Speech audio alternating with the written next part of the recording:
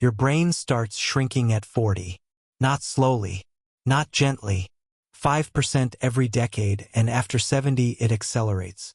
50 million people are losing their minds to dementia right now. By 2050, that number doubles. Here is what nobody told you.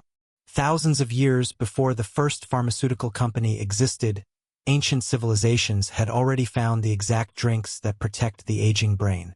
Modern neuroscience just confirmed why they work. This is not a wellness trend, not a supplement ad. What you are about to learn has been published in peer-reviewed journals and quietly acknowledged by the same researchers who study Alzheimer's disease. 10 drinks, thousands of years old. One of them, something you have probably dismissed as a kitchen spice, can increase its own absorption into your brain by 2000%. With one ancient trick your grandmother likely already knew.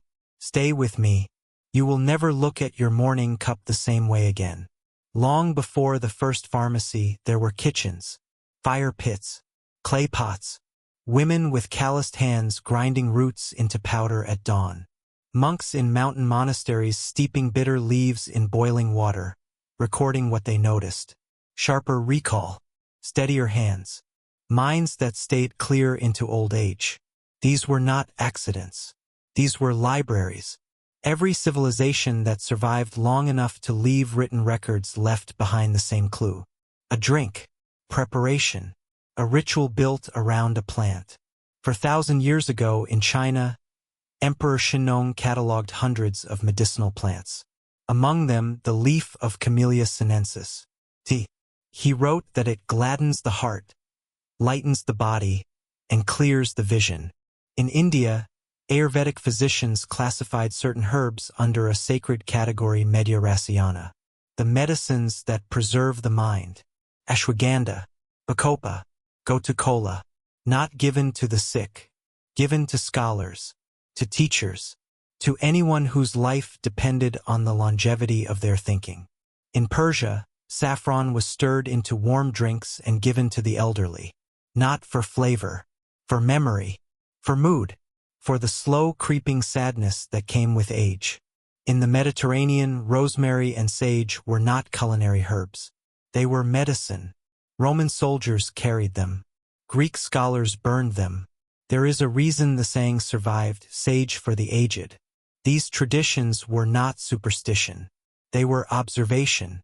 Thousands of years of careful human watching. The elder who drank the bark tea remembered names longer. The monk who took the golden milk slept deeper. The scholar who drank the bitter root recalled his texts more clearly at 80 than his peers did at 60. Nobody called it a clinical trial. But that is exactly what it was. These cultures never met, shared no language, worshipped different gods, built different cities, and yet, with extraordinary consistency, they all arrived at the same cupboard, the same plants, the same preparations, the same results. A world quietly armed with the most powerful brain-protective substances on Earth. Carried in cups, passed down in whispers, written in the margins of ancient texts. And then modernity arrived. For one brief moment in modern history, the two worlds found each other. Ancient wisdom and the microscope. In the 1990s, researchers at major universities began doing something unusual. Instead of synthesizing new molecules, they looked backward. They pulled dusty Ayurvedic texts off shelves. They cataloged what traditional Chinese medicine had prescribed for memory loss for 3,000 years. They asked, for the first time with serious funding and serious equipment, what if the ancients were right? What they found stunned them. They took the green tea leaf, the same leaf Emperor Shennong wrote about 4,000 years ago, and introduced its compounds to living brain cells under amyloid stress. The same toxic protein accumulation that destroys the minds of Alzheimer's patients. The cells survived. Not just survived. The two primary compounds, EGCG and L-theanine, worked together in a way no synthetic drug had ever replicated. They held brain cells in a protected metabolic state. They shifted the brain's processing of the protein that causes Alzheimer's plaques, away from the destructive pathway, toward the safe one. They upregulated a protein called clotho. Scientists call it the longevity gene. Ancient tea drinkers had been activating it for 4,000 years without knowing its name. Then came the clinical trials. 48,435 participants. 17 studies. The finding was precise and linear. Every additional 100 milliliters of tea per day reduced cognitive disorder risk by 6%. 2 cups daily, a 29% lower risk of cognitive decline. Not a trend. A statistically confirmed, peer-reviewed result. Tea was only the beginning. Researchers turned to saffron, the ancient Persian memory drink. In randomized controlled trials, standardized saffron extract performed as well as donepezil, the leading pharmaceutical drug prescribed for Alzheimer's disease.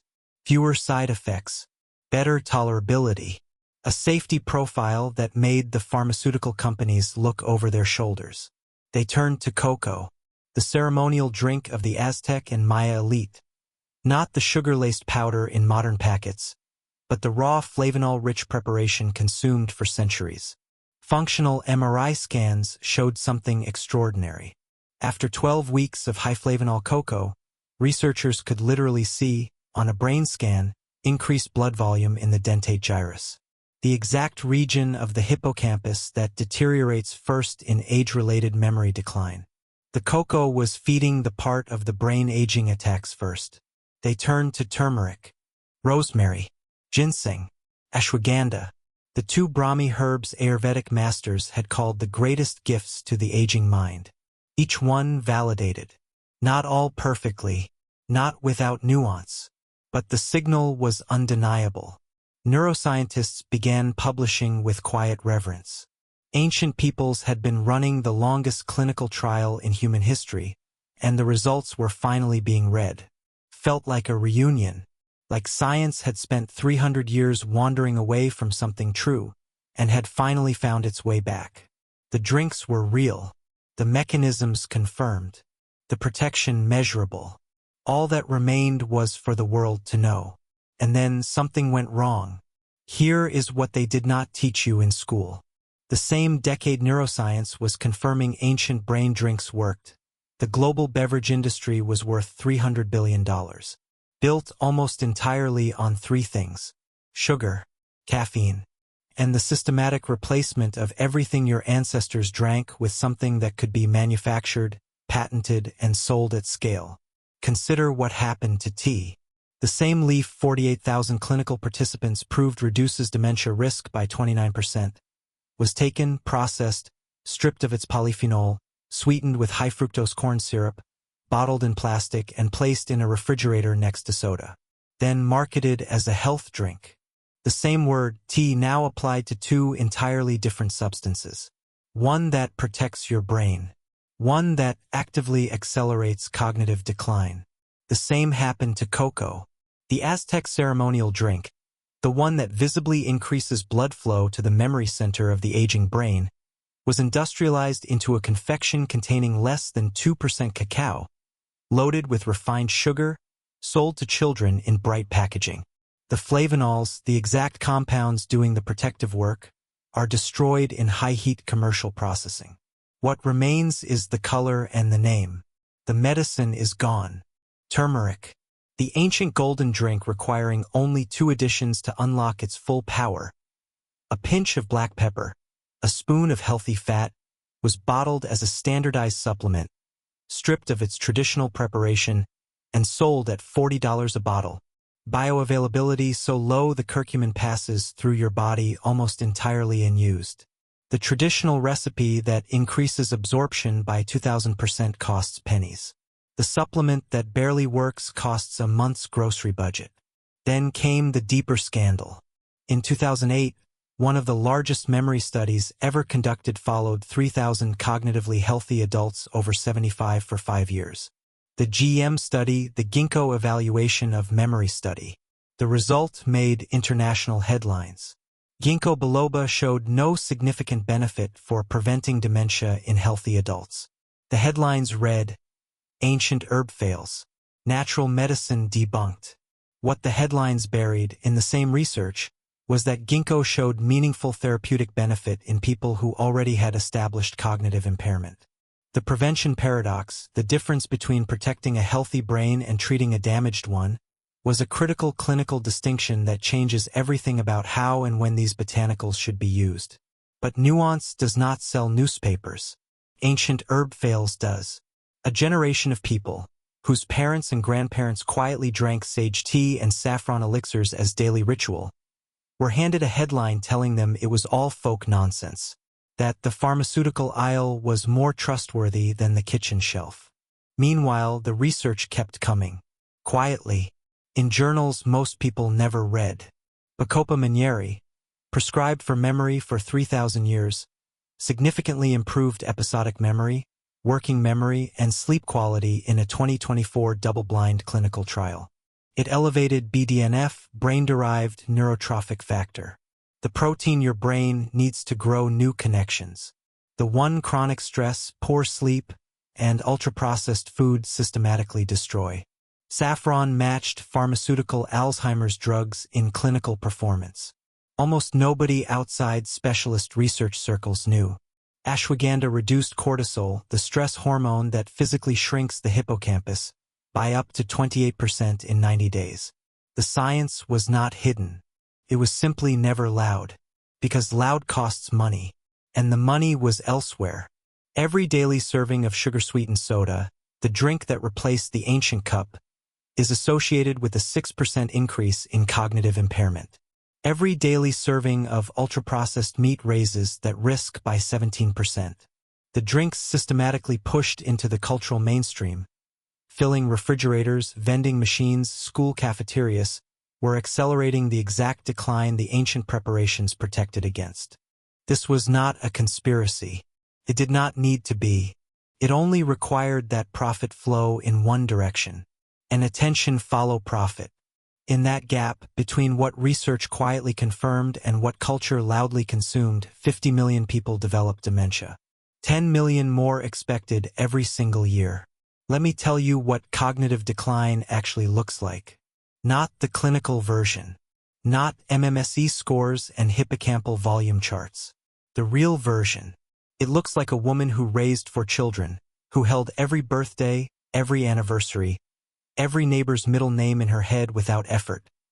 Sitting at a kitchen table, unable to remember the word for the thing you boil water in. It looks like a man who spent 40 years reading blueprints the way other people read sentences, staring at his own handwriting and not recognizing it. It looks like a family quietly rearranging their entire lives around someone who no longer knows they are doing it. It looks like the peculiar grief of losing someone who is still in the room. Researchers call the early stage mild cognitive impairment. The gray zone, the transitional phase where targeted intervention can still significantly alter what comes next. Most people never know they are in it. The first losses are subtle. Processing speed slows.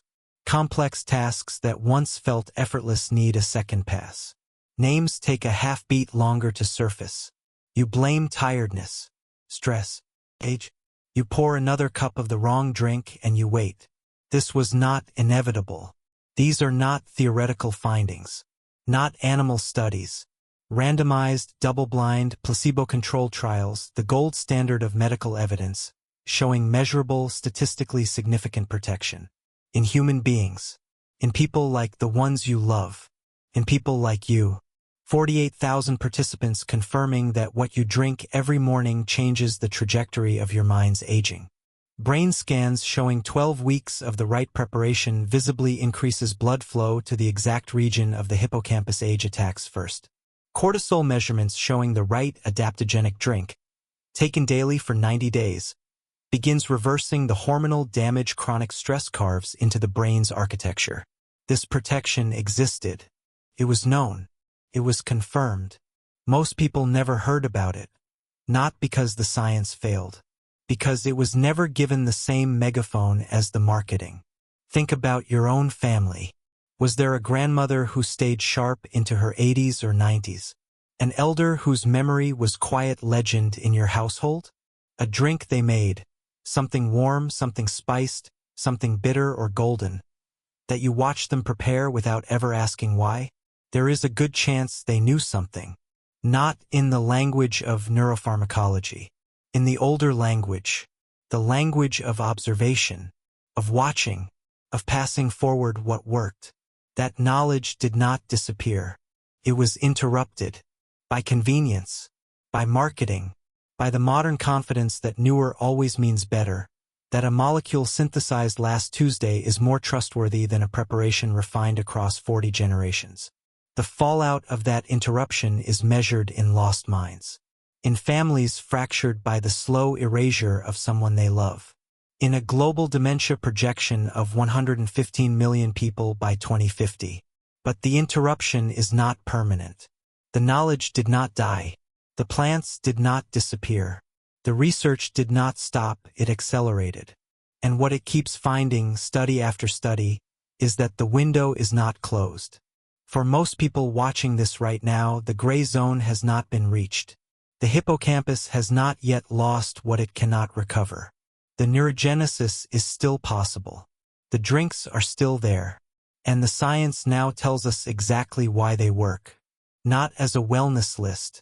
Not as a shopping guide. As a restoration, drink by drink, compound by compound, mechanism by mechanism. When you understand why something works, the ritual becomes intentional. And intentional protection is the most powerful kind. Drink 1 green tea, Camellia sinensis. 4,000 years ago, a Chinese emperor wrote that it cleared the vision and lightened the mind. 48,000 clinical participants confirmed he was right. But the mechanism goes deeper than antioxidants. Green tea contains 2 compounds working in precise biological partnership. EGCG, a polyphenol that crosses the blood-brain barrier and physically shifts how your brain processes amyloid precursor protein. Instead of producing the plaques associated with Alzheimer's disease, EGCG activates an enzyme called ADAM10, steering the process away from the cliff. L-theanine, a rare amino acid found almost nowhere else in the plant kingdom. It crosses the blood-brain barrier and creates what researchers call relaxed vigilance. Not sedation, not stimulation. Calm, focused alertness, measured on EEG as increased alpha brain wave activity. The wave pattern associated with creative performance, reduced anxiety, and sustained attention. Together, they do something no pharmaceutical has replicated. They hold brain cells in a protected metabolic state under amyloid stress.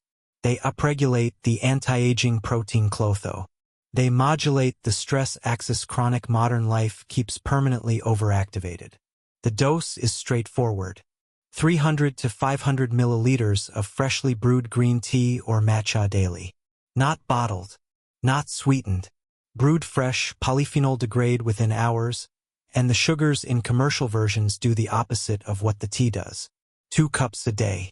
29% lower cognitive disorder risk. The emperor knew. The journals confirmed it. Drink 2 Saffron Elixir. Crocus sativus. The most expensive spice on earth.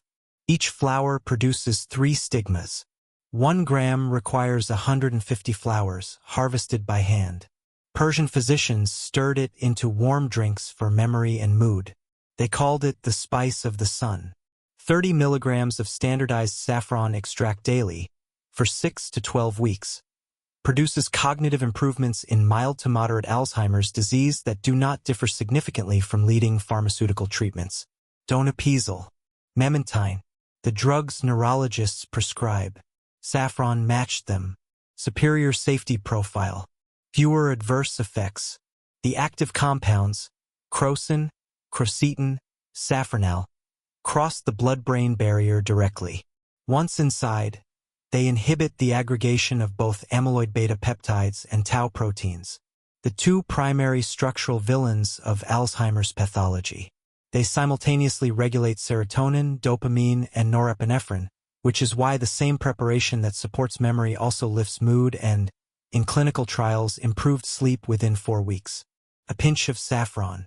Warm water or warm milk. The ancient preparation was pharmacologically precise. Drink 3 sage tea. Salvia officinalis. An old European saying survived multiple languages and centuries. Why should a man die while sage grows in his garden? 600 milligrams of standardized sage. Randomized, double-blind trial. Working memory, face name recall, cognitive accuracy. Measured acutely within 2 to 4 hours, and chronically after 29 days of daily use. Both improved. Significantly, the mechanism is cholinergic. Sage compounds, rosmarinic acid, camphor, 1,8-cineol, competitively inhibit acetylcholinesterase.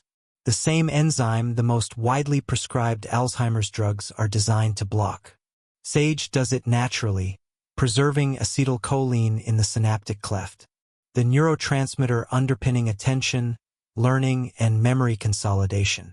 Sage also activates CAMKII, the key regulator of long-term potentiation, the biochemical process by which memories are formed and held. A simple profound mechanism.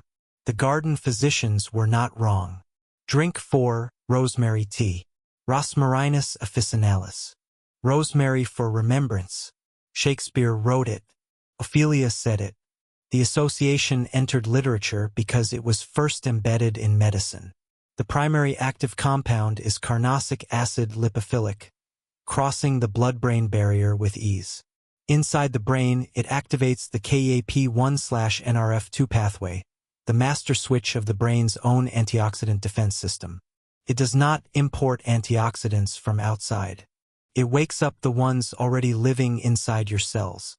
This pathway suppresses the NLRP3 inflammasome, the molecular trigger of microglial neuroinflammation. The chronic, low-grade brain inflammation accumulating silently across decades, destroying neural architecture long before any symptom appears. In stroke models, rosemary extracts reduced infarct volume and improved neurological recovery. In cerebellar neuron cultures, carnosic acid rescued cells from programmed cell death by activating the PI3K/ACT survival pathway. It also protects the eyes. The same compound guards against age-related macular degeneration, the leading cause of vision loss in older adults. One herb, brewed as a tea or added to warm water with lemon, simultaneously protecting your brain, your neurons, and your vision. Through a cascade so elegant researchers describe it as the plant teaching your own biology to defend itself. Drink 5 Brahmi tea. Bacopa manieri and Gotu kola. In Ayurvedic medicine, these two marsh herbs were the twin pillars of cognitive longevity. Both called Brahmi, named after the Hindu god of creation and knowledge. Given to students before examinations, to scholars before debates, to elders before the years began their work. Modern science separated them, and found their mechanisms are distinct and complementary. Bacopa manieri contains bacchosides, saponin glycosides that modulate acetylcholine release, support muscarinic receptor binding, and regulate the HPA axis, the stress hormone system that, when chronically overactivated, carves structural damage into the hippocampus. In a 2024 double-blind randomized controlled trial, 300 milligrams of standardized Bacopa for 84 days significantly improved verbal, short-term memory, spatial memory, numeric working memory, and episodic memory. It also, and this detail matters, significantly elevated serum BDNF, the protein your brain requires to grow new connections. The one stress, poor sleep, and ultra-processed food systematically strip away. Gotu kola works through a different but equally precise pathway.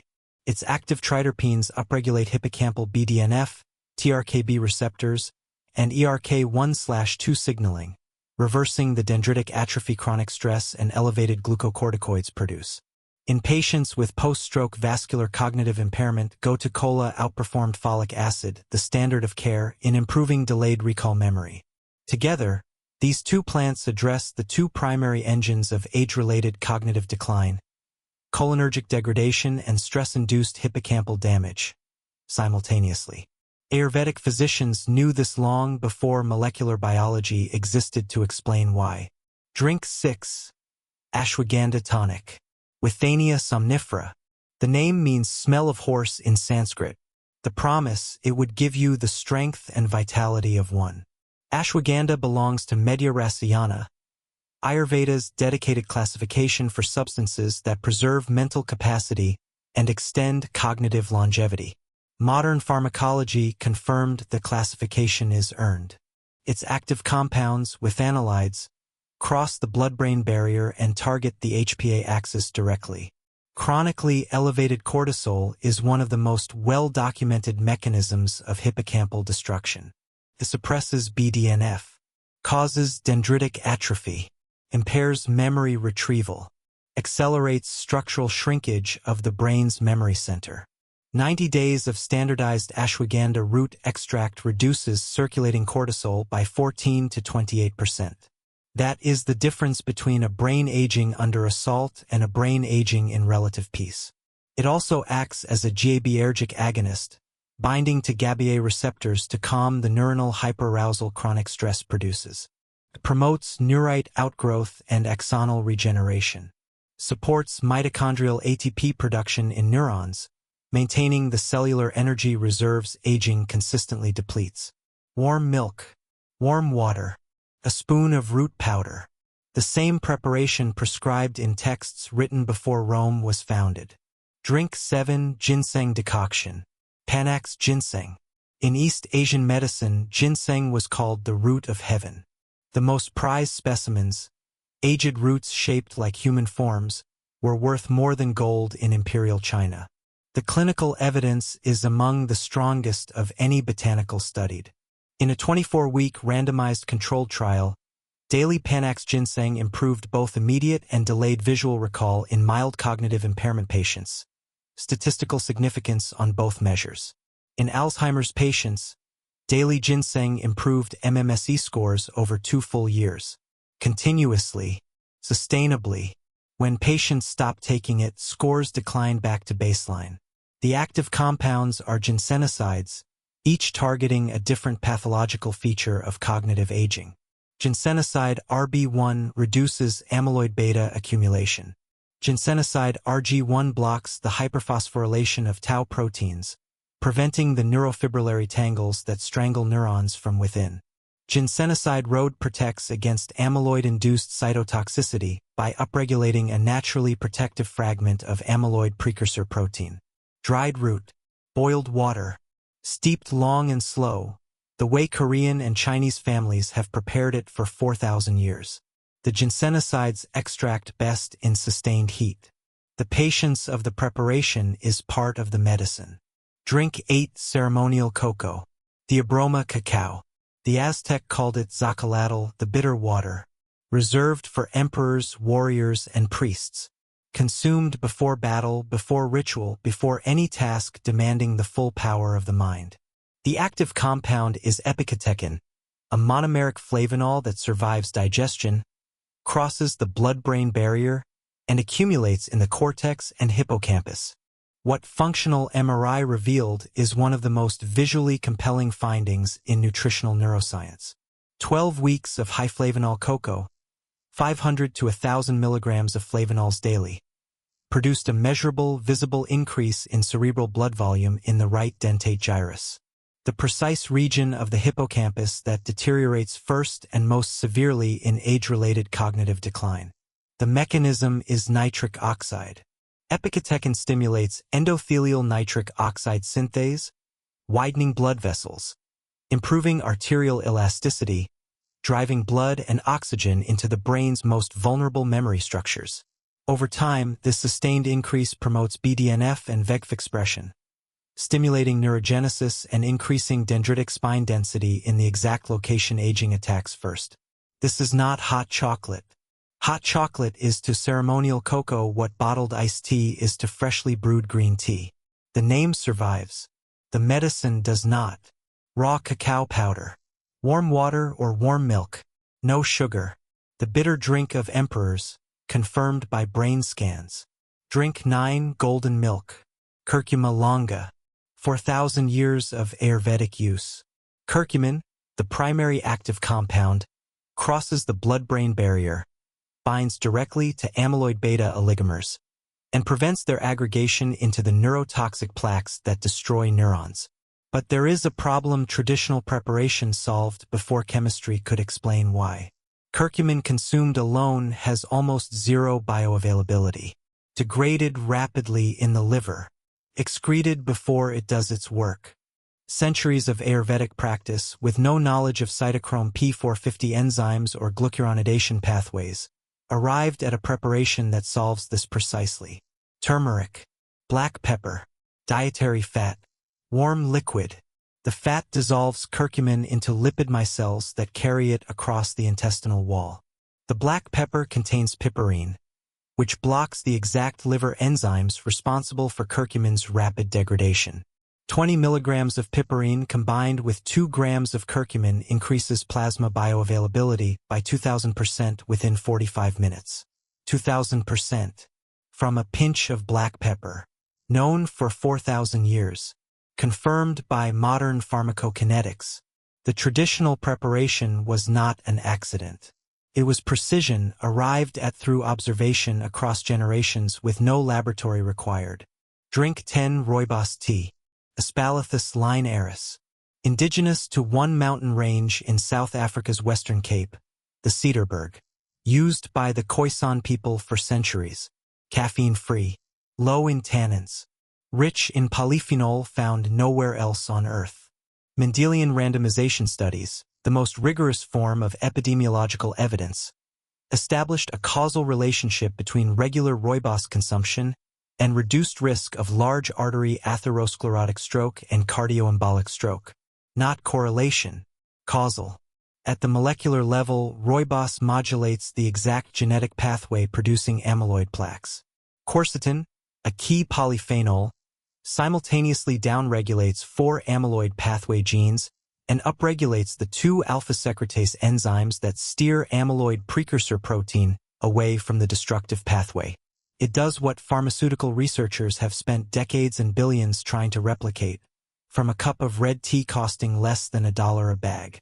Rooibos also reverses stress-induced lipid peroxidation in the brain, restores depleted glutathione levels, and upregulates superoxide dismutase and catalase, the brain's primary endogenous antioxidant enzymes.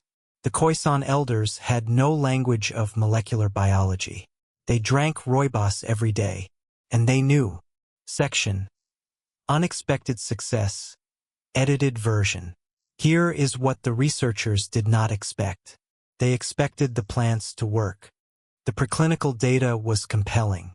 The mechanisms were mapped. The hypothesis was strong. What they did not expect was the convergence. Not one drink. Not 2. 10 from 6 continents, from civilizations that never traded a word with each other. All arriving at the same biological targets. All modulating the same pathways. All protecting the same structures. The hippocampus. The dentate gyrus. The cholinergic system. The HPA axis, the KAP1/NRF2 antioxidant cascade, the amyloid processing pathway. Ancient humanity, spread across the entire surface of the Earth, had been quietly solving the same problem from every direction simultaneously. And the solutions all converged on the same answer. That is not a coincidence. That is a signal. The aging brain is not a passive victim of time. It is a responsive, dynamic, living system that reacts to what you feed it. Every morning, every afternoon, every evening, the cup in your hand is either a message of protection or a message of accelerated decline. There is very little middle ground. The most powerful neuroprotective interventions available to most human beings on Earth are not behind a prescription counter. They are in a kitchen. Here is what 90 days of intentional change actually looks like. Day 1, you brew green tea instead of reaching for the bottle. 2 cups. Fresh. EGCG begins modulating amyloid precursor protein processing before you finish your morning. L-theanine shifts your brain waves toward the alpha frequency within 30 minutes. Day 14, Bacopa has begun its slower work. Bacicides modulating your HPA axis. Cortisol response to ordinary stressors flattening. Sleep deepening, the sleep you had attributed to age. You do not yet know your serum BDNF is rising. Day 29, Sage has been daily. cholinergic preservation accumulating. In the clinical trial, day 29 was when face name recall and working memory reached statistical significance. Not months. 29 days. Day 45, ashwagandha consistent. Cortisol measurably declining. The hippocampus receiving less assault. The dendritic branching chronic stress was suppressing, no longer suppressed. Day 90, this is the measurement point in the randomized controlled trials, where MMSE scores improved, where RCFT visual recall reached significance, where BDNF elevation became measurable in blood, where the dentate gyrus showed increased cerebral blood volume on the brain scan. 90 days, not a lifetime, not a radical sacrifice, not an expensive intervention. 10 ancient preparations. Kitchen. Consistency. When you begin drinking these preparations intentionally, when you understand why the golden milk requires black pepper and fat, why the green tea must be brewed fresh, why the cocoa must be raw and bitter, something shifts beyond biochemistry. The morning cup is no longer passive. It is deliberate.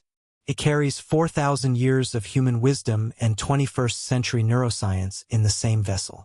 You are participating in the longest clinical trial in human history, the one that started before written language, crossed every ocean, survived every empire, and you are finally reading the results correctly. Knowledge, when it is precise, becomes protective in itself. The person who knows that 2 cups of fresh green tea daily cuts cognitive disorder risk by 29% does not reach for the sugared bottle. The person who knows a pinch of black pepper unlocks 2,000% more curcumin does not make golden milk carelessly. The person who has seen brain scans showing cocoflavanols visibly feeding the dentate gyrus does not substitute commercial hot chocolate and call it equivalent. The brain you have at 80 is being built right now. Not in the dramatic moments. In the daily ones. In the cup you choose before the house wakes up. In the preparation you make when the day winds down. In the small, consistent, accumulated decisions that do not feel like medical interventions but are, biologically, measurably, irrefutably, exactly that. The ancient practitioners who built these rituals were not primitive approximations of modern medicine awaiting correction. They were careful observers of the same system, the human brain and body, that exists today unchanged. They watched what happened to people who drank sage tea and to people who did not, to scholars who took ginseng decoctions into their 80s and to those who did not. They built the results into the preparation, into the ritual, into the inheritance they passed forward, knowing, even without knowing why, that it mattered. Modern neuroscience did not discover what they knew, caught up to it. Subscribe so you don't miss what's coming next week.